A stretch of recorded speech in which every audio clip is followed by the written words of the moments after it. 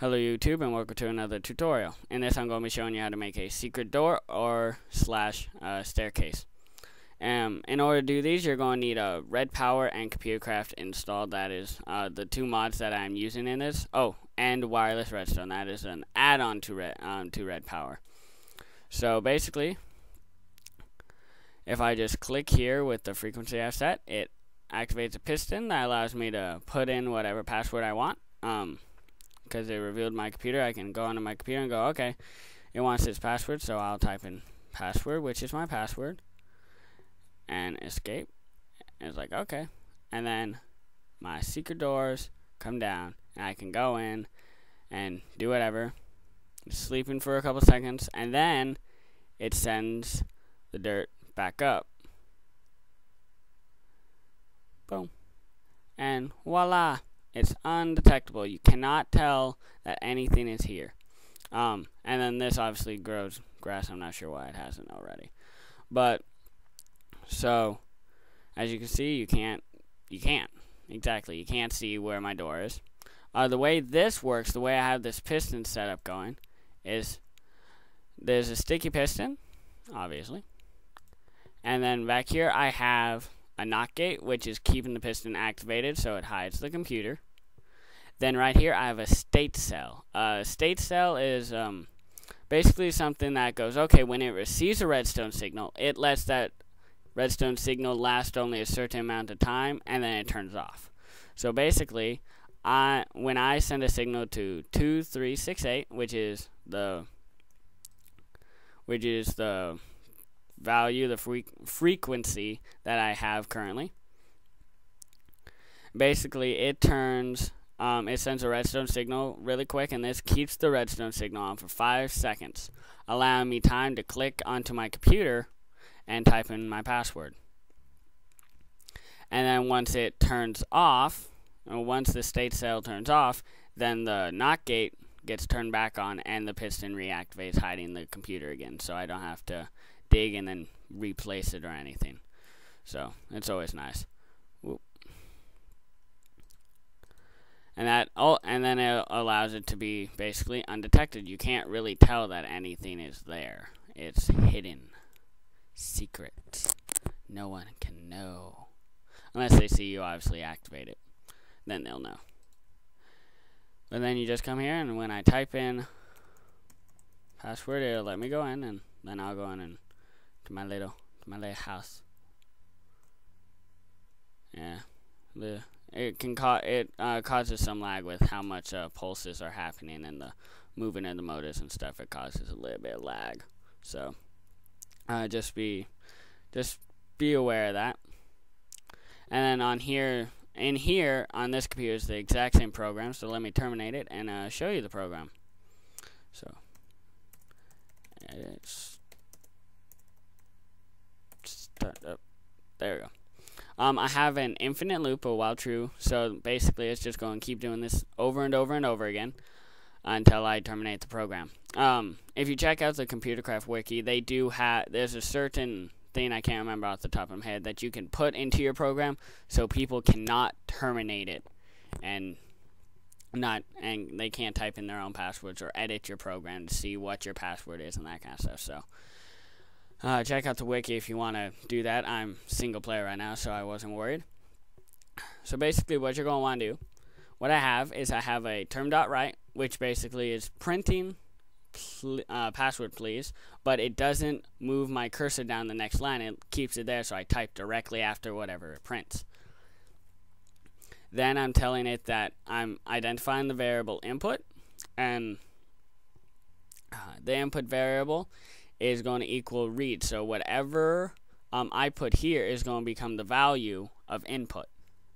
And I'm saying, okay, and then if the value of input is equal to password, so if I type password right here, then I want it to do this.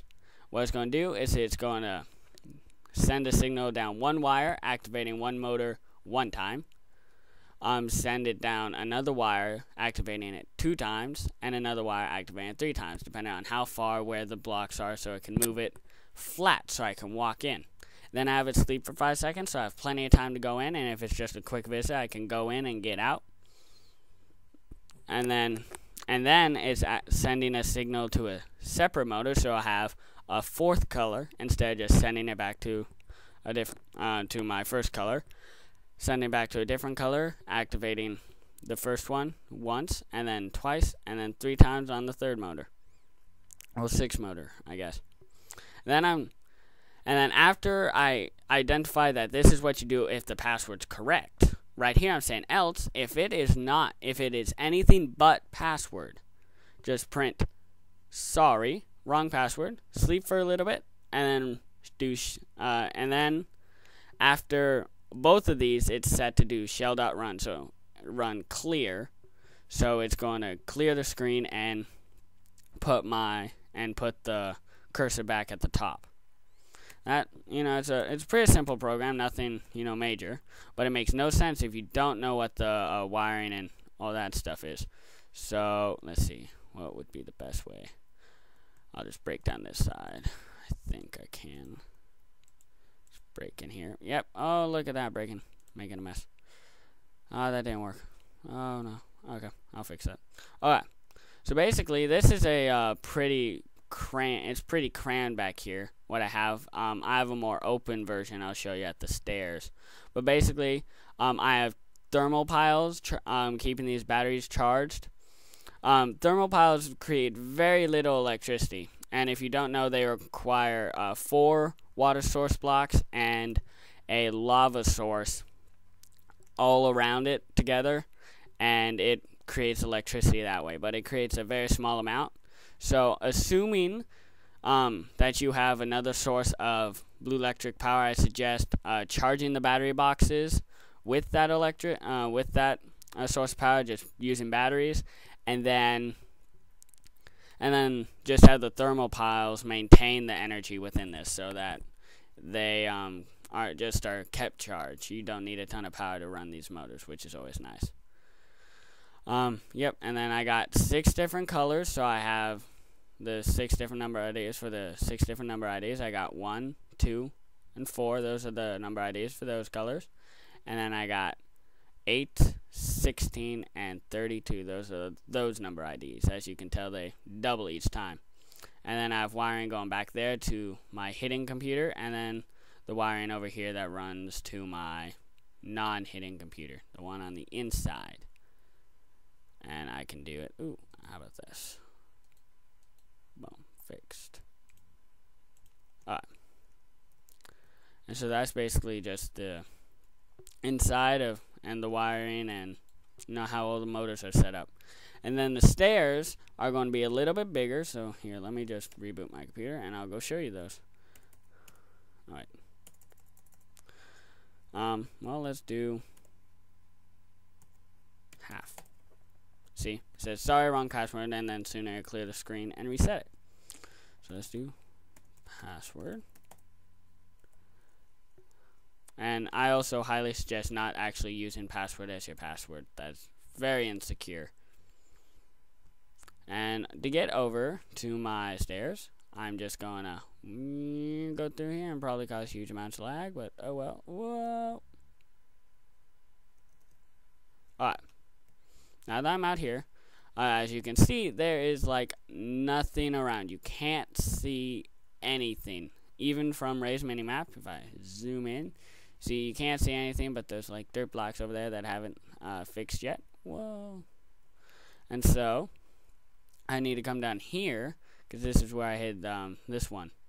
Also, I do suggest with your wireless remote, do not label frequencies. Just remember the number, because if I'm not 100% sure, but I believe that someone else, if you label your frequency stairs, somebody else is going to see that frequency and be able to activate your stairs if they know where your base is.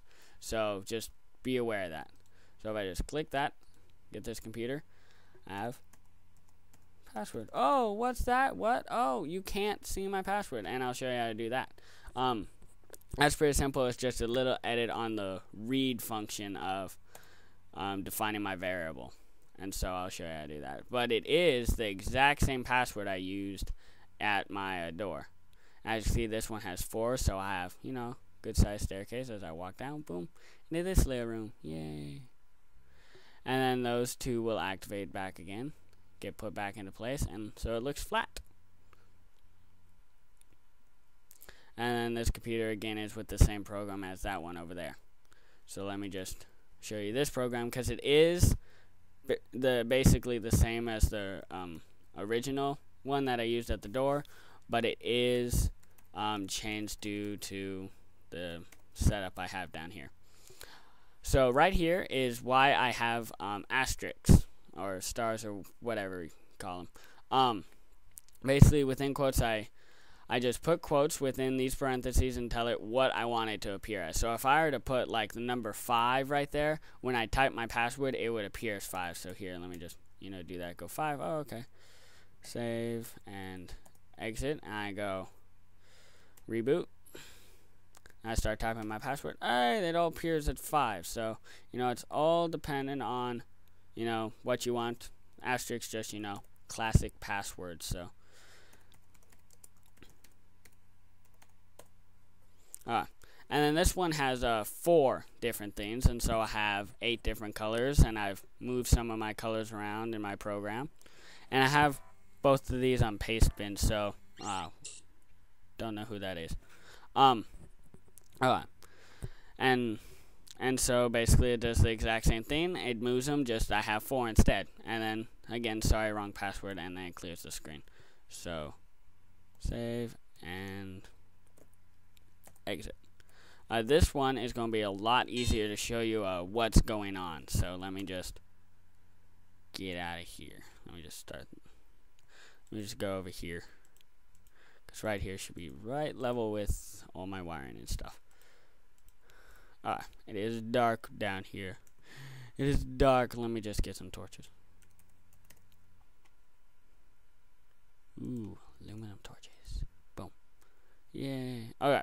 So basically, as you can see, it has bundle cable wiring going up to my hidden computer way over there. Again, I have thermal piles, 1 thermal pile per engine, per 4 motors. And then this is my stairs over there. And it's, a lot cleaner, a lot nicer looking. But as you can see, these are all at the same level. And these are all at the same length. They just move down different heights, and so that's really the only differences that I've made within the two. But the programs are basically the same, and it's pretty simple. It's really cool. I mean, that's stupid. It's a really cool thing to do. Experiment around with it and have fun. So I hope you enjoyed this video. I hope it helped you out in any way, shape, or form. And have a good day.